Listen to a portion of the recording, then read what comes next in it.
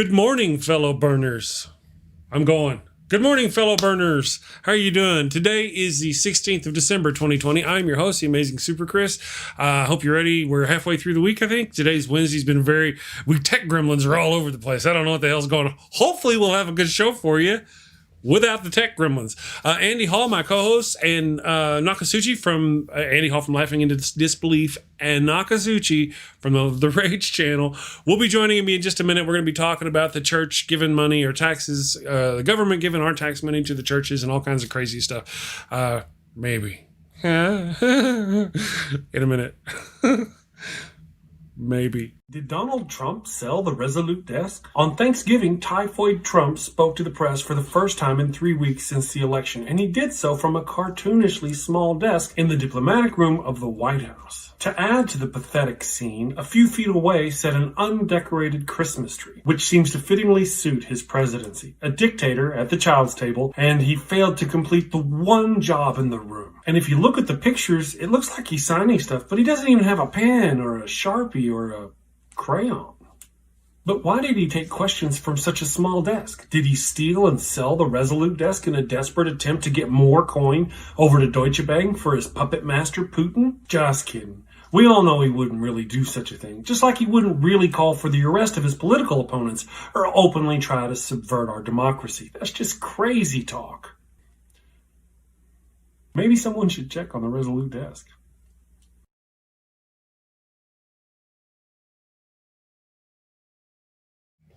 Good morning, everybody. How are you doing? Good morning, tech gremlins. I don't know what the hell's going on today. I reboot my computer, club it like a baby harp seal. I don't know. Beat it like an old rug. Good morning, everybody. Thank you all for joining us. I hope you can hear us. Andy Hall, good morning. How you doing today? Before we get to Knock, because Knock is... Good morning, Andy. I believe I pulled a muscle just getting out of bed this morning. And the thing is, it's one of my shoulder muscles, and I'm not going to get too much about the disability, about my muscle issues, but, we're getting a major snowstorm. I might have to do some shoveling. And the idea about me just pulling a muscle, just rolling out of bed this morning, makes me just feel good to be me. I pulled a groin muscle this morning, then I pulled it again and again and again. I see what you did there. You see what I did there? That's a good one. That's a good one. Anyway, good morning, Nokasuchi. How you doing, brother? It's been an interesting morning. I woke up to a bunch. I'm finding out a bunch of stuff, so I'm a little upset this morning. I'm going to try to channel that and be okay, and not let it affect me here. Gotcha. As best you can. Leading with that.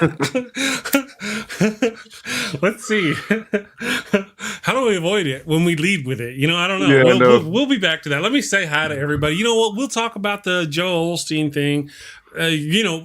Oddly enough, what your issue is that has you up and angry this morning, oddly enough, is kind of related. You can shoehorn it in there because it's religion related. It's a religious nutbag. So I'm not against talking about it. We'll talk about it. You're passionate. We'll do it the thing. I'm not afraid.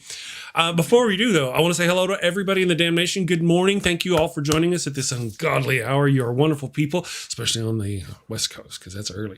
But good morning. Thank you for joining us. It's Wednesday. We made it to Wednesday. I guess you've seen the news articles about the money going to the people over there. And I guess we could talk about that briefly. Andy's probably even read the article. I looked at the title.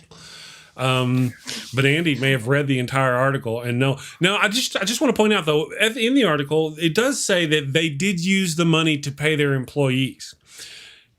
Okay, so they went months without being able to hold services, so they didn't have cash, so they couldn't pay their employees.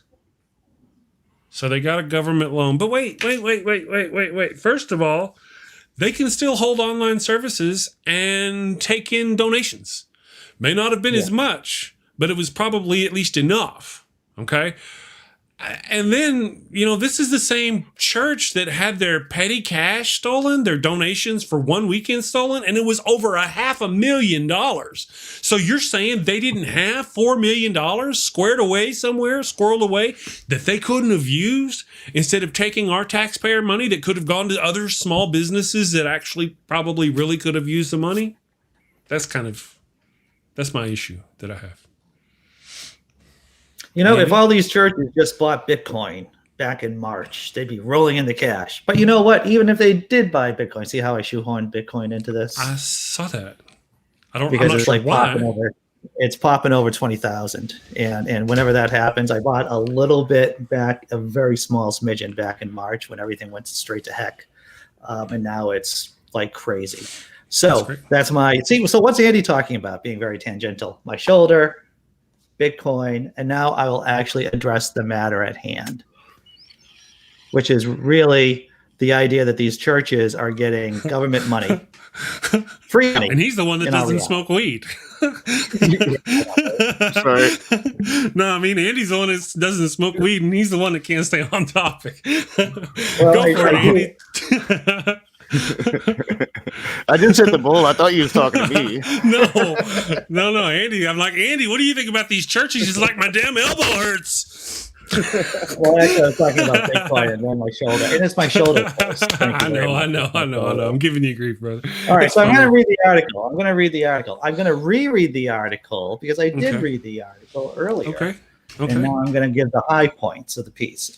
This is from the site Religion Dispatches from our friend Andrew Seidel. The name of the piece is Inevitable Megachurch Abuse of PPP Funds is Coming to Light. Private jet included. The federal government can't take our money and give it to Joel Osteen or Robert Jeffries or Paula White, even in the wake of a pandemic, I wrote back in May. If I knew that he wrote that back in May, I probably would have challenged that idea. But I digress. Okay. But that's exactly what Trump's Small Business Administration has done by giving Paycheck Protection Program funds to churches. Paula White's church took in between $150,000 and $350,000. Jeffrey's church grabbed between $2 million and $5 million. And now we know that Osteen's megachurch pocketed $4.4 million. Other megachurches snagged millions of taxpayer dollars.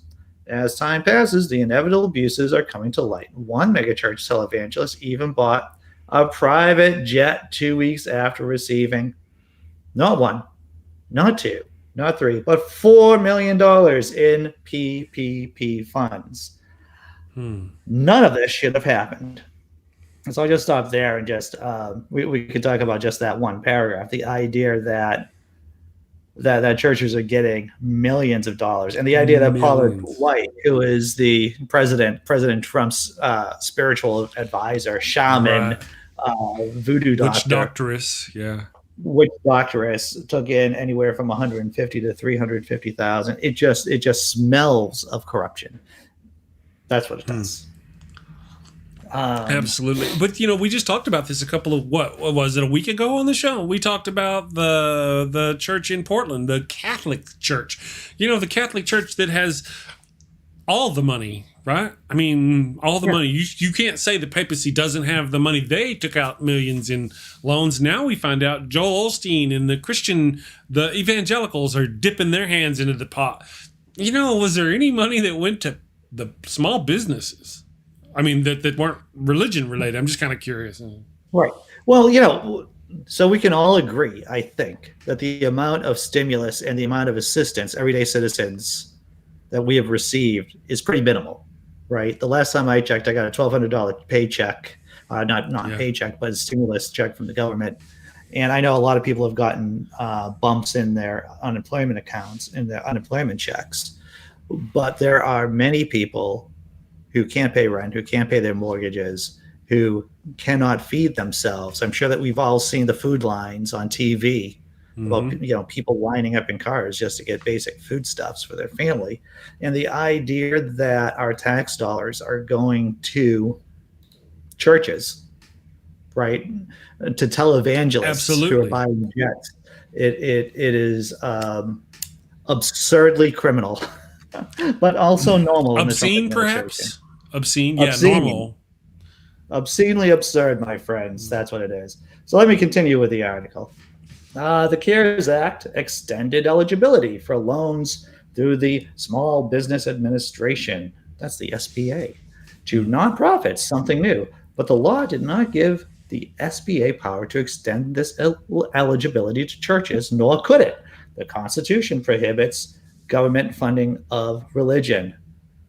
In fact, the CARES Act only mentions religion once to prevent universities from using taxpayer funds for capital outlays associated with facilities related to athletic, sectarian instruction, or religious worship. However, the SBA ignored that language, along with the centuries-old bar on taxpayer-funded religious worship, and instead issued rules and guidance declaring that the forgivable loans, so that means free money, right? Forgivable loans, that's just free money. Yeah, absolutely. That the forgivable loans distributed under the CARES Act Paycheck Protection Program can, quote, can be used to pay the salaries of ministers and other staff engaged in the religious mission of institutions, unquote. To do this, SBA had to suspend numerous rules that correctly prevented taxpayer funds from flowing to churches. So this is what I'm saying when I say that you can make any law in the world that you want to, and that politics trumps law. And I'm sorry for that whenever I say trumps, but politics trumps laws, especially in our day and age, is the fact that you can have a law in the book, but guess what? We don't have to pay attention to it, or we'll just figure out a way around it. And that's what counts. That's what counts is Trump keeping his evangelical base happy. Gotcha. And and to the tune of millions of dollars again that other people could have used. And once again, the question was posed earlier: what do they need with that kind of money? $4 million for a place that was taking in over $500,000 every weekend just in tithes. Well, at one point, Osteen's worth over $40 million. I'm sure $4 million would have been easy for him to cover himself. I guess he's worth that through his book sales, because the church apparently doesn't pay him anything. Somewhere in one of the articles I glimpsed, the church doesn't pay him anything. He works for free. Of course, he gets a mansion. I suppose that we know this because of the public tax records and audits that the church does, right? Yeah, I haven't seen those articles. That's a joke. I haven't seen those articles, but until we can see their books, I'm not going to believe anything that the church or Osteen says. I'm sure he made quite a bit off of his books. He got really, really popular because of Oprah Winfrey. I'm sure he made quite a bit of money off of that. But I also am quite sure you don't have a jet just off of books. Stephen King doesn't fly around on a jet, and he's the best book writer ever. So he cranks out those books like crazy. Well, that's not his jet, though. It's the church's jet. It's the church's jet. It's just like it's the mansion. Jet. It's the mansion is the church's mansion. The limousine is the church's limousine. They like pro bono. They give him all this stuff that he doesn't have to pay for. Mansions, jets. Yeah, I just wanted to put the pin in that so people knew. But wait, there's more. But wait, there's more. American churches took in as much as $10 billion in taxpayer funds through PPP loans. And loans, once again, we have to say, it's just free money. Right. More than 400 evangelical churches received loans of at least $1 million. The Catholic Church might have taken in as much as $3.5 billion. Wow. The Catholic Church, because they need money. Why do they need money? I'm just curious. Let's wonder. Wait. Okay, so this group of people molested en masse children, and the children of the United States just molested them en masse, thousands and thousands of cases of child molestation by the Catholic Church. Okay, so we got that. The church gets sued. They lose not all of them, but a lot of their gold, the money that they had gotten because of the lawsuits. And then we, the people, pay them tax money to help them pay their bills. Yeah. So we paid them to pay off the child. I mean, right? That's literally what's happening. The Catholic Church in the U.S. anyway, I'm sure it happens otherwhere, but I don't know anything about that. They shouldn't get any coin from the government at all. Matter of fact, they should be paying the government. I'm just saying.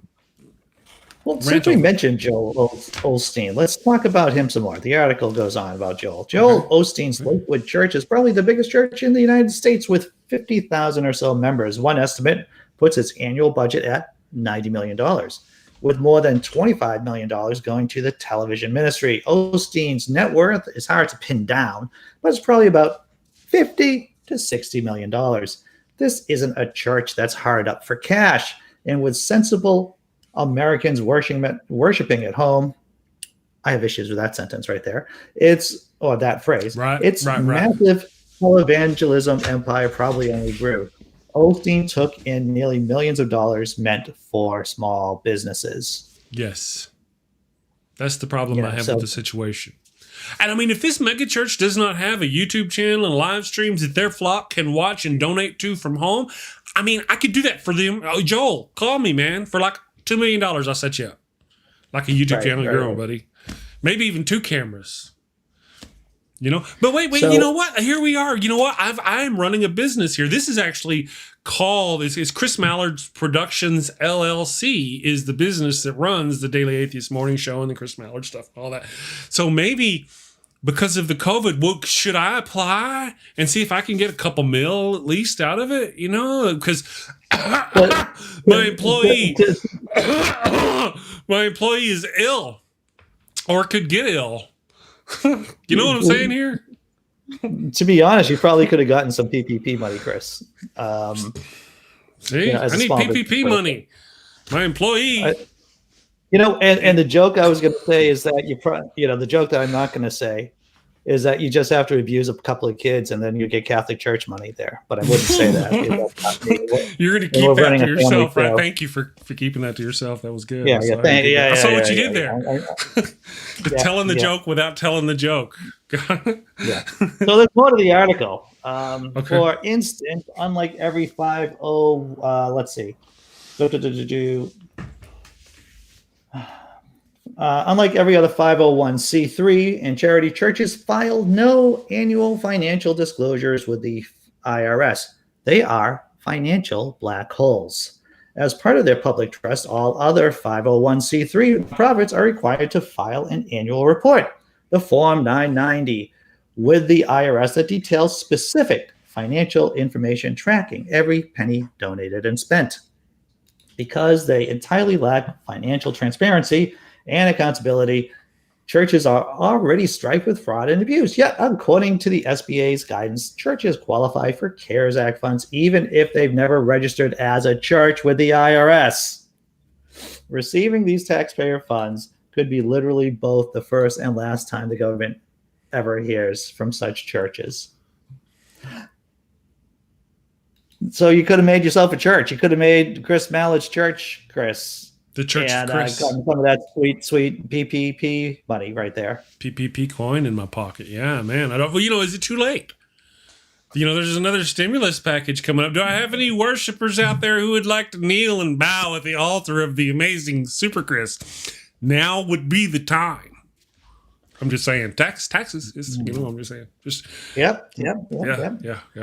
And we even have our own Kool-Aid. No poison. Sorry. Just saying. Okay, carry on. The potential for government audits was supposed to curb some abuse.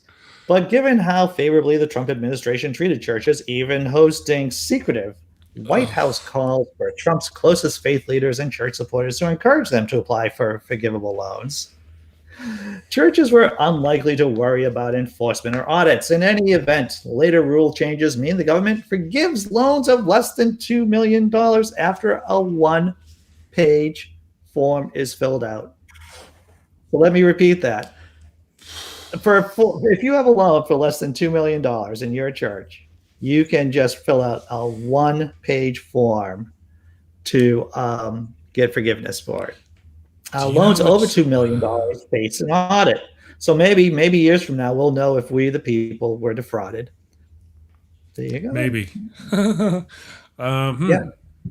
Yeah. It's no wonder that Republicans love a Wall Street that is supposed to police itself and they love churches that are supposed to police themselves too, because they're so corrupt at its very core. And also, it's no wonder that they love police departments, because police departments police themselves too. It is a party rife with corruption. That's what it makes is. the head hurt, doesn't it? Right here it hurts. It makes everything hurt. It makes it all hurt. Okay, so we've kind of done this for a little bit, unless you want to hammer it out a little bit, because I'm just about ready to turn Nokasuchi loose. He's got something on his brain. We should say that we have a call-in number too. We haven't mentioned the call-in number, and we do have a call. Yes, please. All right, so it's 940 damn show or 940 don't tell me 326-7469. So if you want to call in and talk at us. Let us know what's going on, and we'll visitate with us. But until then, Nokasuchi brother. So what's going on, man? You woke up this morning to some DMs. Well, yeah. So I mean, it's really nothing new. It's kind of speaking to what you're speaking to here. It's just fanaticism from Christians and Christianity itself, and the willingness to allow the most atrocious of behavior and turn a blind eye to it. You know, I mean. When it comes to like Osteen or the Catholic Church taking money, we sit in outrage of that, because for one, they shouldn't be getting money from the government, but two, it's just kind of hypocritical, right? Like you're supposed to be this divine church that God should be really looking out for you, not the governments of the United States. And it speaks to that hypocritical behavior. So there's been a particular Christian I've had a feud with that has turned towards attacking my family and my personal family. A lot of these people are Christians in my personal family. And it's just the hypocritical nature of it. I don't want to hijack the show. I was trying to warn, because I showed up super late because John was calling me to try to talk reason into me and not, to kind of stop me from going nuclear before I go nuclear. So I was trying to warn you that I might not be myself today. But long story short, I will be addressing it briefly instead of doing what I was going to do. John did win that battle. Cooler heads prevailed. Yes, but when it comes to like the nature of the hypocrisy of Christians in general, I want to speak to that, because it's the problem here. If you're going to call yourself a Christian, you're going to be this person that's going to portray like, hey, I believe in love, and I believe in at least a mediocre standard of civility. Then this should be unacceptable, and you should be calling it out. Whether it's churches taking money from PPP when actual employers that need it aren't getting it, like my boss, who's afraid he's gonna have to close his doors if we don't open back up soon, or if it's a Christian just going out of their way, even if it's a heathen atheist such as myself, but to attack people that you can't possibly know and to say horrible things about them, and then for you to sit on your channel and justify it. No, don't even justify it. Christians should be calling this man out. It shouldn't be atheist to begin with. And if you're a Christian and you're going to accept this in any way, I am coming for you, and you will see me. So yeah, that's all I really got to say about it. Okay. Good enough for me. I just wanted to give you the chance. Yeah, I appreciate it, because I am just like so angry right now, but I haven't even watched it yet. Like I haven't even watched it. I just read what they told me about it. Well, when you talk about watching it, even a quick look at Smokey Saint's 616 subscriber channel.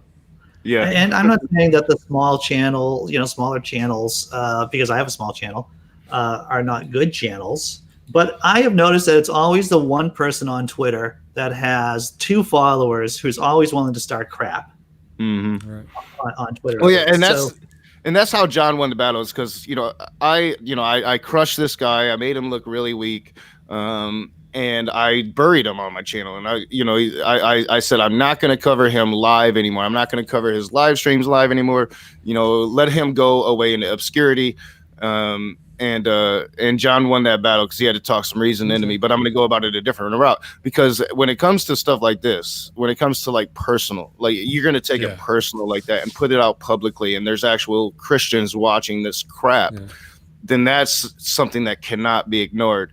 So, like I said, when I buried him, I'm going to put it in the editing table, and it will be coming out. But But that's the whole deal. If I can, you know what? It's like, you know what? You can mess with Nokasuchi, and he'll mess with you. But whenever he's tired of you, he'll be like, I'm tired of you. But then all you got to do is just keep attacking him, and he'll start making whole shows about you again and do all this stuff. Now, I mean, you buried him. And you know what? And that's what John was saying. Yeah.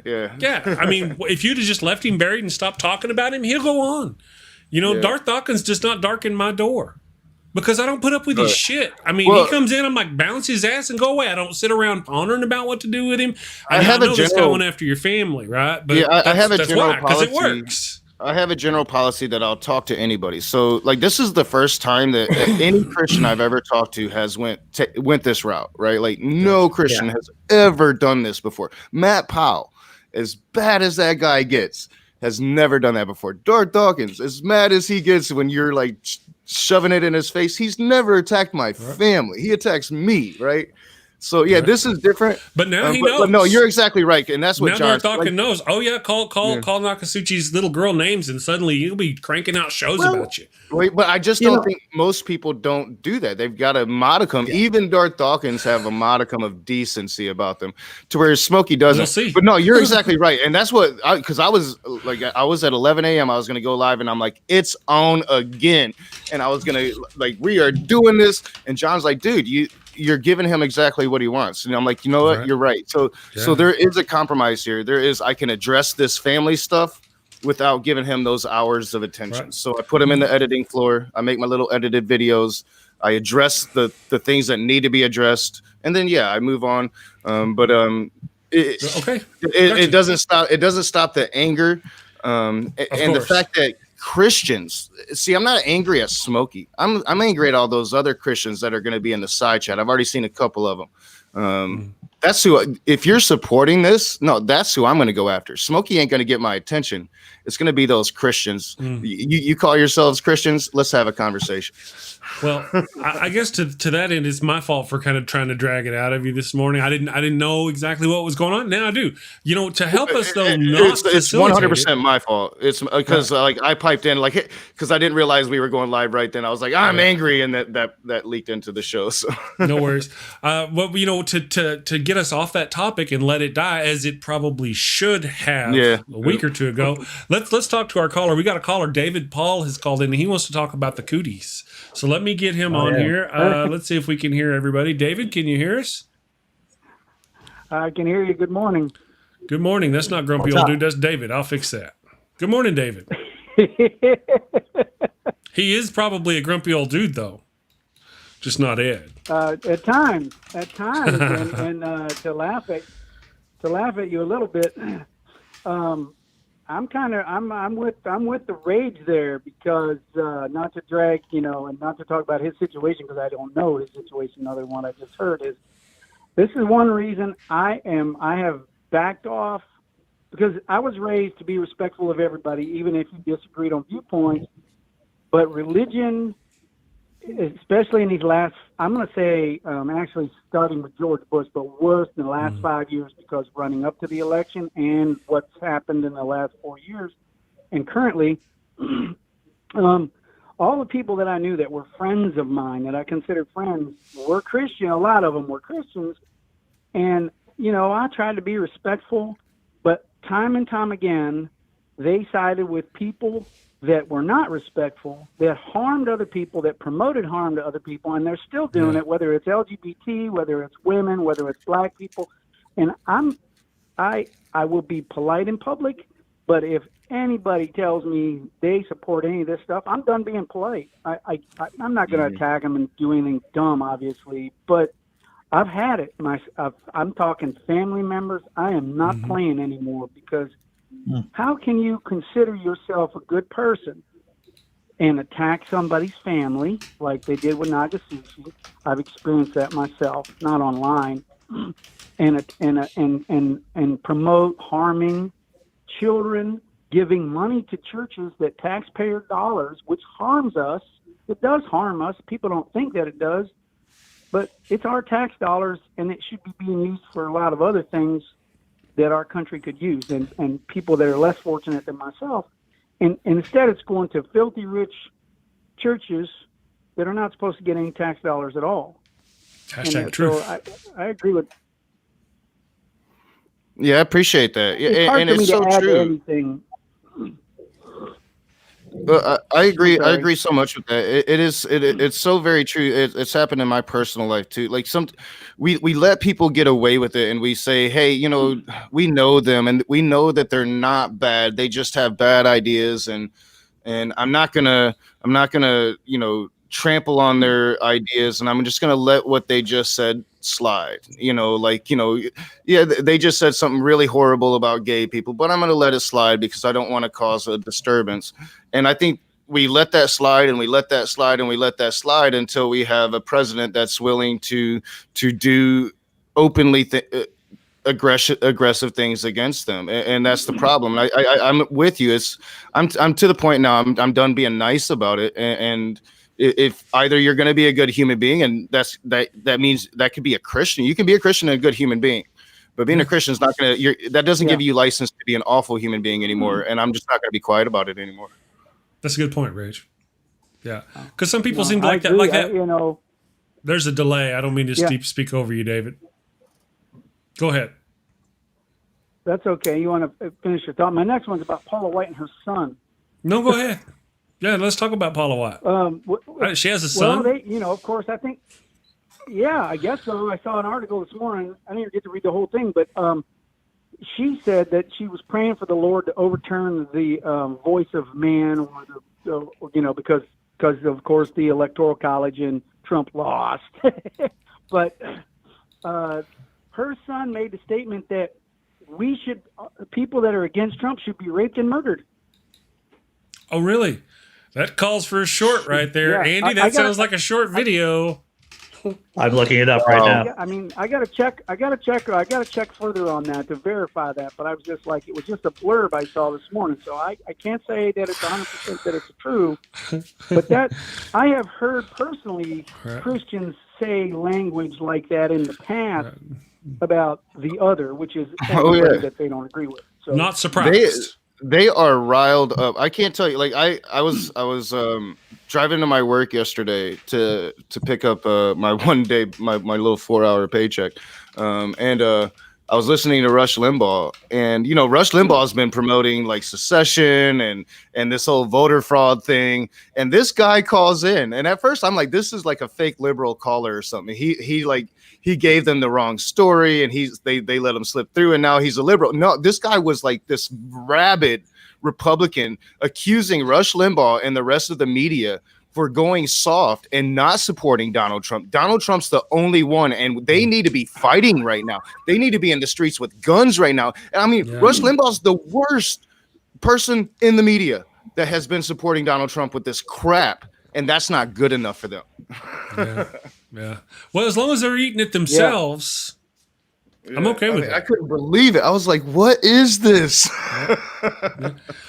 Well, they've got this thing going on in Georgia where Donald Trump is he's campaigning in Georgia for money donations, right? For the Georgia Senate runoff. Yeah. But the candidates aren't actually getting any of the money. So you can donate money to the candidates, they'll get it. But if you donate money to Trump, who says, donate money to me to help the people in Georgia, none of that money goes to them. 75% of it goes to Donald Trump, and 25% of it goes to the RNC, which are not going to give it to the people, So it's like, to watch them rob each other, I ain't even mad. Well, if it wasn't so scary and they weren't talking secession, they weren't like, I mean, there's a lot of people out there saying what David just said, that we need to be killing each other now. Like that's their conversation now. Is like, we should be killing each other. What are we waiting for? We're just waiting for Trump to give us the word, and we'll go kill all these liberals. That's what they're saying right now. I'm gonna be right back, guys. I gotta run. Okay. All right. I just scared Andy That's- off. that's one of He's the- like rage is too extreme today. Well, that's one of the things. Yeah, that's one of the things that worries me the most. I mean, I'm surrounded by rednecks out here, and you know, the sad thing is, I've hunted with these people, I've fished with these people, I babysat their kids when I was, 10 years older than their kids. I was basically a kid myself, and to talk to them now, I've even had people say, "David, why are you so hateful? Why are you so angry?" And you point out the reasons, and to them, they're not significant reasons, even though they're factual, fact-based. Right. And I'm giving up. I hate to say that. I mean, I'll talk to somebody. I'll talk to anybody as long as we maintain an honest conversation. But when you start lying to me and misrepresenting or misstating or making up facts, I'm done playing. I can't. Right. I'm not going to give you airtime. Right. Well, the things that you get whenever they ask what you don't like about the candidate, and you're like, oh my goodness, he locked kids in cages, or he had sex with his first wife with his second wife, and then his second wife with his third wife, and had sex with a porn star and all that stuff. You name all these things, and they're like, oh, that's not really evidence. And then you ask for their evidence, and it's like, he wore a brown suit. He cut his pizza with a fork. He ate his pizza with a fork. He misspelled potato. Well, and I mean, that's a very true thing. The last time I had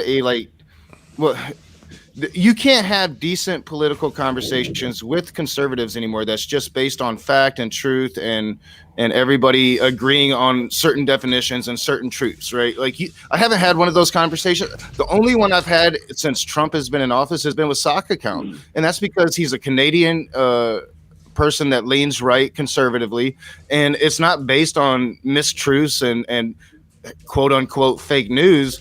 It's based on his ideology and what he believes in and what he can back up with his philosophy.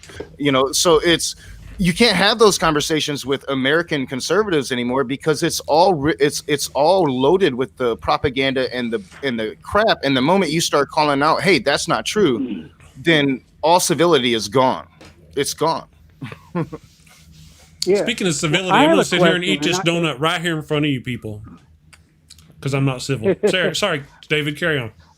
Well, no, it's all right. I have a question for you guys, and this is something I've asked a few friends of mine. I haven't delved into philosophy since I was young, and I used to read a lot of that, but I definitely need to learn how to debate using the Socratic method or something. I mean, because it's almost impossible for me. I'm not a Matt Dillahunty or any of these people that are Aaron Ra that can, to get these people to pull them out so that they can actually state something so ridiculous and then they pause because they realize what they just said. I'm not one of those people. I can't do that. I need to learn how to do that. So how can we I don't want to use the term liberals. I don't like having labels on myself, but I guess I am because I support a lot of the same things, like healthcare and good wages. Yeah. But how can we as a community of atheists get better in general? I mean, I know engaging is one way, but engaging. I've even talked to people. Oh, go ahead. I'm sorry. Well, I've even talked to people in my own circles here. I go to a men's group with the Unitarian Universalist Fellowship, which it's funny because about 20% of us in this particular fellowship don't believe in God. We've taken surveys, and 20 to 25% of us don't believe in God or spirituality. And then there's all the other people that believe in various degrees of that. But we all agree to disagree, and we can have the conversations. And I'm not going to toot the horn of the UUs because every group is different. But it's a safe place for me. I got allies. But we've tried to have these conversations, and I'm trying to figure out how we can get, small groups of us to have discussions and maybe even role play a little bit where we can learn when we're confronted with these, not the extremely nasty ones like you, Nokasuchi, that's a different thing, but where you run into some that are civil, how can we have a conversation with them we're not going to change their mind completely, but if we can plant some seeds and get them to start thinking. Because I'll be honest, I had to change. I was pretty conservative as a young man. I walked away from the Republican Party, or they me, back under Reagan. I voted for him once, and I haven't voted for another Republican president since. I thought about it, but that was nixed by a lot of stuff. And so I changed. You know what they tell you, So- what they talk about at Extinction Rebellion is that the most powerful thing you have is your story, and just you saying I was conservative, I was Republican, and now I'm not. That's a powerful story. And when you talk about changing hearts and minds, what groups do is send people who are part of a societal group. They take someone who has a different opinion and they insert them in there just so that they can start, spreading this meme, this idea. So you just having been a conservative at some point and now not being conservative, just telling your story, that alone would help change hearts and minds, I think. Well, yeah, and I would say engaging is important. The more you do it, the better you get. I should study the Socratic method a bit more. And I keep telling myself there are like great people out there willing to help.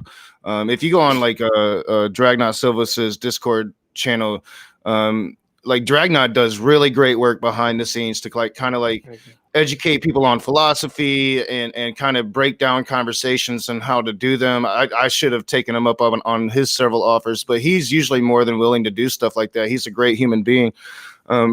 But I, like you, I had the similar story, and I was a bit naive when I first started doing this, that because I used to be very conservative, because I was very homophobic, because I was racist. I mean, I used to be all those things, because I was raised to be that, not by my dad, mind you, by any means. My dad was actually really liberal until now. It's really weird story, but just by my surroundings, my friends were that way. I was in small county, North Carolina. I had a rebel flag on my wall that said the South was going to rise again. I believed in all of that crap, and I was able to change myself. So I thought it was going to be so easy for me to reach people and change people because I did it. And I never thought that happened until I started doing YouTube, and I just had my approach, and people criticized my approach, but I've had 9, 10, 11 people reach out to me and say, hey, you're the reason I stopped believing in that bullshit. Seeing you call it out, seeing you, just expose people, but also just the humanity. I'm willing to expose my humanity. And I think a lot of times when Christians see that atheists aren't what they think they are, that alone opens up their eyes. So you have to remember, you're not trying to change the person you're talking to, but there's a whole bunch of people watching. And that's the important You're right about that, Ray. You're right. And we had Seth Andrews, the Thinking Atheist, on the show a while back, and I asked him what he thought was the best method of changing hearts and minds. And he just said, he doesn't lead off with saying I'm an atheist. He just starts talking about his story, his life, he acts passionately. And then when the topic does come up, because invariably it will, more than likely, he'll say, he'll identify as an atheist. So I think that's another tactic that is useful in everyday life out in the community. Yeah.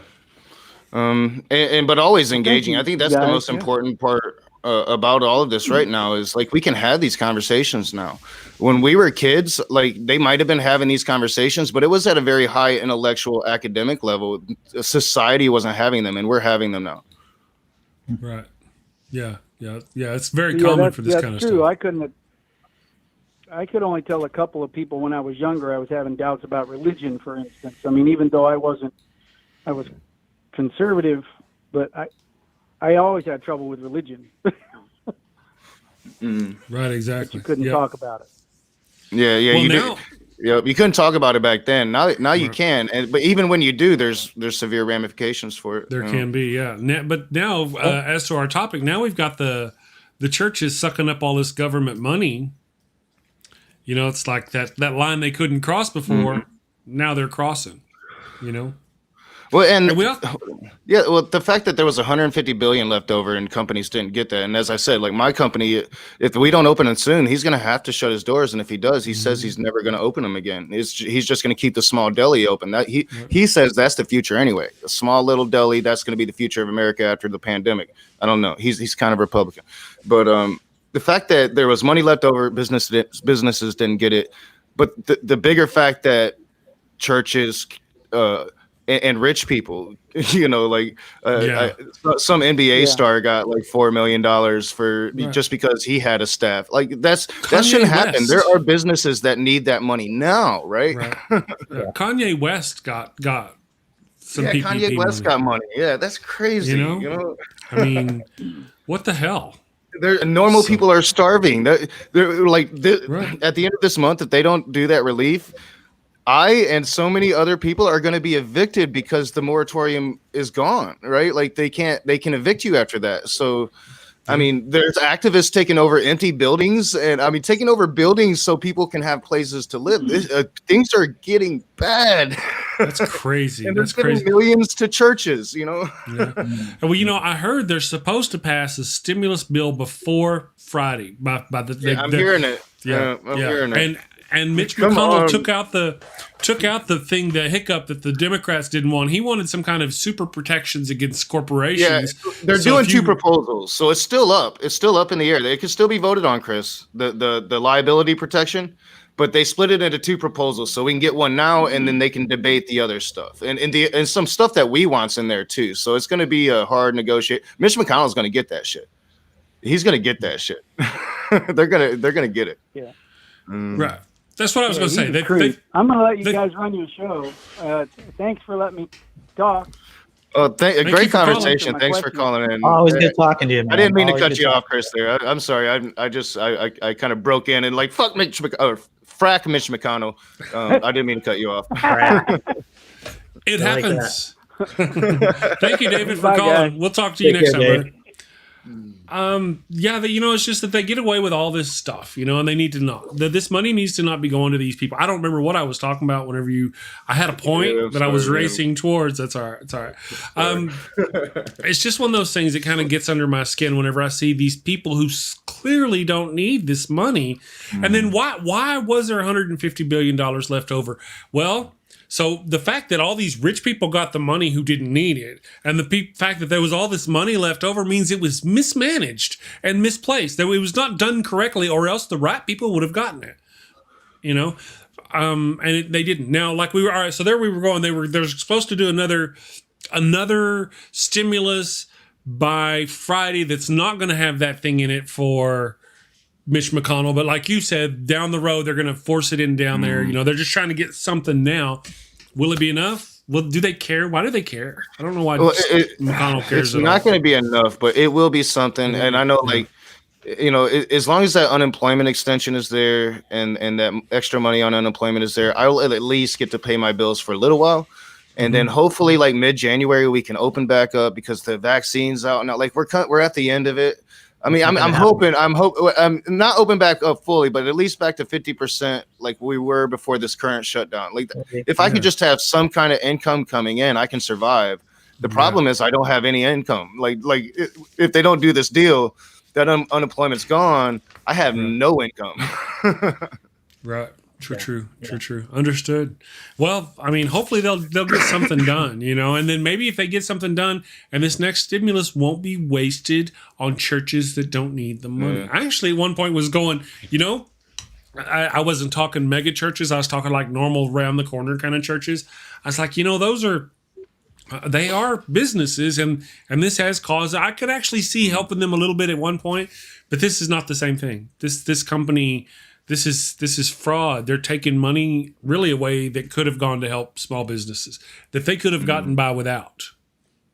You know. Well, I definitely think like to the point like churches, because I have a several people in my family that are preachers and they're not some rich church.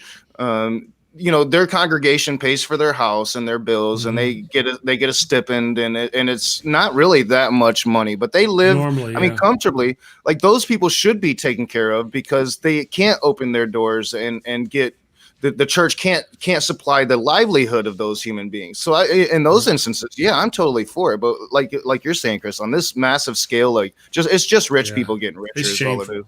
Yeah. True that. Yeah. Thank you, Ian Davenport, for the $3 and $5 Australian dollars of support to the channel. Very much appreciate that. I've got some new alerts. They don't know. I'm learning.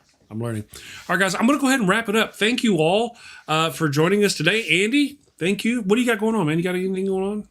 Got Michael Weissman coming in. He is a host of The Bible Says What? And we're talking about Christmas and Jesus and the Gospels. And we're going to be talking about all that happy holiday stuff at 11 a.m. Eastern. That's like really soon. So I got to get my thinking brain on. Okay. Well, actually, Michael, Mr. Weissman's going to have his thinking brain on. So I just have to ask questions. That's what I love about interviews. True. That's what I'm doing today. And of course, there'll be another short coming up at some point. Of course. I've already got 2 written. I just got to go record them and knock them out. How about you, Knock? What do you got going on, buddy? So yeah, John talked me out of doing what I was going to do at 11, but I'm still going to be talking and addressing it briefly and kind of giving a strategy moving forward, because like something like this just can't go ignored. So I will be still going live at 11 a.m., but it will be brief. I'll be putting out an edited video, and John will be running a open room tonight because I am actually, it's my day to work. So, and I couldn't turn it down just because it's Wednesday night. Usually I don't work Wednesday nights. But. Yeah. This Christian community, this Smokey Saint, how he's acted is really shameful. It doesn't work in our community. We're all about canceling here in our community for some reason. But, just being an atheist does not garner you any attention with me. We had an atheist who was hanging out at the start of the show, always liking my videos, always commenting. But then he was doing things like bragging about urinating in public and defecating on the sidewalk and masturbating in public. I'm like, what are you doing? That's the same thing Smokey Saint's doing. Mm-hmm. Yeah. And yet his people are not distancing. I mean, it did not take me long of that going, you know what? Block. Don't go away, man. Just don't go away. And I haven't seen him once or twice, maybe in other people's chats.